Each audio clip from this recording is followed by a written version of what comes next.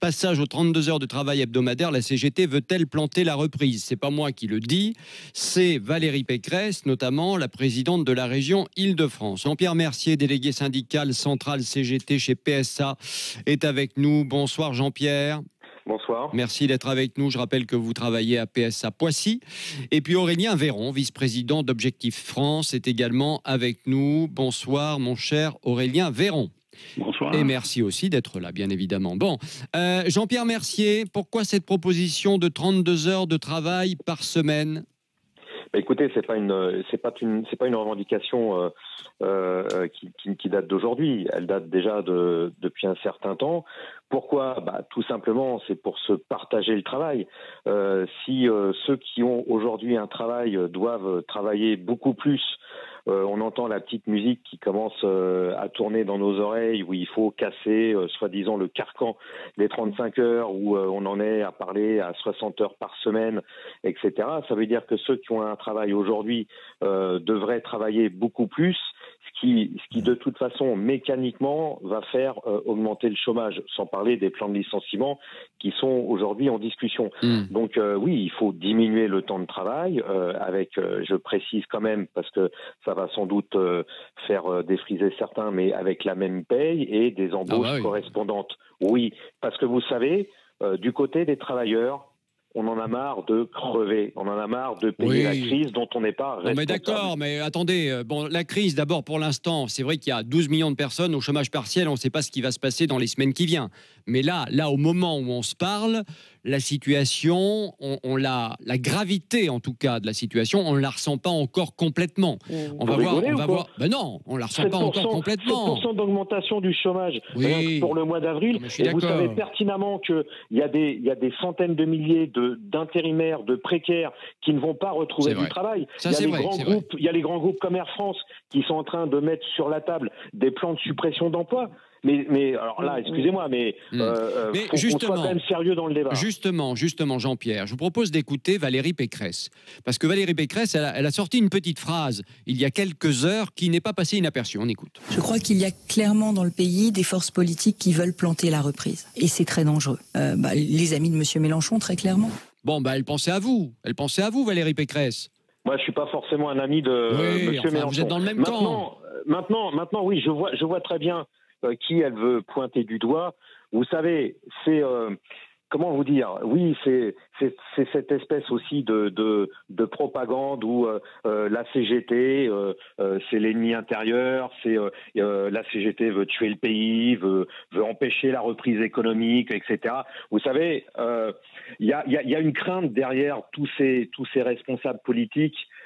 Une crainte que ils ont pas vraiment peur de la CGT, c'est pas ça leur problème. Leur problème, c'est qu'ils ont peur des réactions collectives du monde du travail, parce que effectivement la crise économique est présente. Moi, je suis convaincu qu'elle est en train de se développer, qu'on va pas du tout dans le bon sens. Et il y a aujourd'hui dans la société une catégorie de personnes dont on n'entend absolument pas parler, dont personne ne les pointe du doigt. Ce sont les actionnaires du CAC 40. Vous savez, ces milliardaires. Et je sais de quoi je parle, non pas parce que je suis milliardaire, bien sûr, mais parce que je travaille dans un grand groupe industriel, PSA, dont les actionnaires sont en train de siphonner les fonds publics depuis le déconfinement, mais même avant le déconfinement, pendant cette crise sanitaire, et ils vont se voter le versement de 100% de leurs dividendes, 1,1 milliard. Mais ça sera le cas, par exemple, ça sera le cas chez Peugeot, par exemple, ça?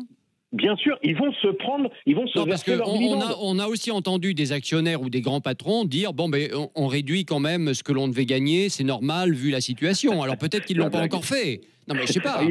Ils l'ont sûrement pas encore fait, mais en tout cas, je peux vous dire que les Bernard Arnault et compagnie, toutes ces grandes familles du CAC 40, tous ces grands actionnaires du CAC 40, pourquoi là on les pointe pas du doigt? Pourquoi on leur demande pas d'être à contribution par rapport à l'effort que l'ensemble de la société est amené à faire? Pourquoi c'est toujours le salarié qui doit être licencié ou voir son salaire baisser, on va demander, ou ses droits collectifs rognés. On va demander. Vous parlez de l'importance des syndicats et des négociations. Il faut le rappeler. La CGT signe souvent des accords dans énormément d'entreprises. C'est très majoritaire. Je crois qu'en disant ça, Jean-Pierre Mercier, je trahis pas un secret de.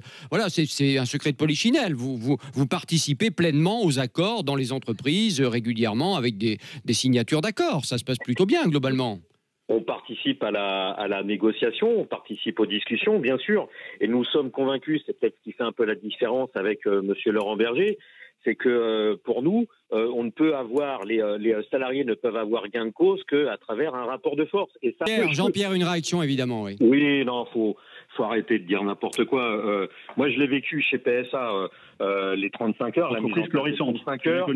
Un grand groupe industriel comme PSA s'est jeté sur les 35 heures. Il s'est jeté parce qu'il y avait à la clé des aides publiques incroyables, monumentales. Alors les 35 heures, ça a permis une réduction du temps de travail, mais derrière, parce que justement, ce n'est pas issu de lutte sociale. Ça a été proposé par le gouvernement, et je peux vous dire que les grands groupes industriels, je ne parle pas des PMI, de l'artisan, etc. Des TPE, je parle des grands groupes du CAC 40, ils nous ont enfilé derrière la flexibilité du temps de travail. Ça a été la fin du calcul hebdomadaire du temps de travail, ça a été l'annualisation, et chez PSA, on a même eu la triannualisation. Donc on est d'accord sur le fait que les PME ne sont pas traitables de la même manière que les groupes du CAC 40. Mais vous voulez que je vous dise, moi, sur les PME, les PME n'ont pas eu les mêmes aides que les grands groupes. L'ennemi, l'adversaire du PME, c'est pas la CGT, c'est le grand groupe, c'est le donneur d'ordre. Si on prend l'exemple de l'automobile, les deux grands donneurs d'ordre en France, Renault et PSA, sont en train d'étrangler des dizaines, des centaines, des milliers de PME. Parce qu'ils ont un objectif de rentabilité et ils en font crever des PME. Le principal ennemi de la PME, c'est le donneur d'ordre, c'est le CAC 40.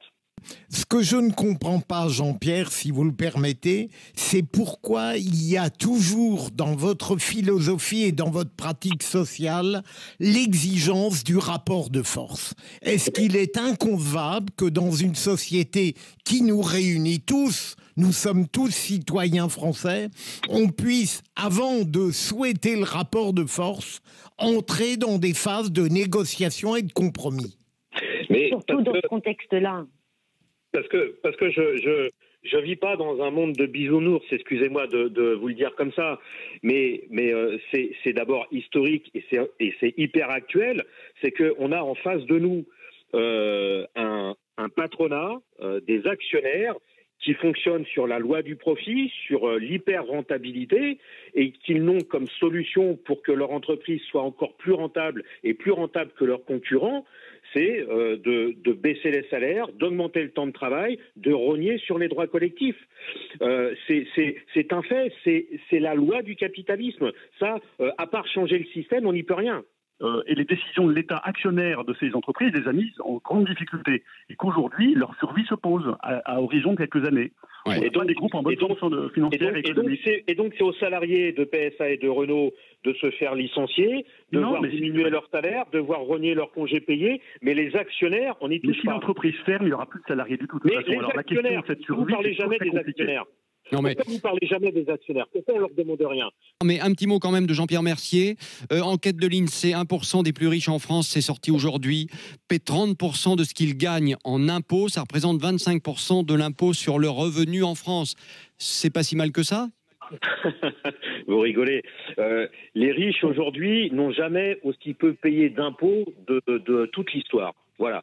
Je ne veux pas revenir sur le débat de l'ISF, de la flat tax et compagnie, mais il y a eu cadeau sur cadeau à ces milliardaires qui ont fait défaut d'ailleurs dans les services publics et notamment dans les hôpitaux où on a payé très cher la note. Non. L'ISF rapporte moins que l'impôt sur le revenu chez les riches. Bien sûr. Pourquoi on le remet pas? Enfin, mais c'est même pas ça le problème. Le problème, 1%, c'est pas des milliardaires. Philippe Martinez, il est dans les 1%. Il n'est pas milliardaire. Je sais pas. Faudrait qu'on vérifie. Écoutez, moi je pense qu'il faut taxer le capital, il faut taxer les bénéfices, il faut taxer les dividendes.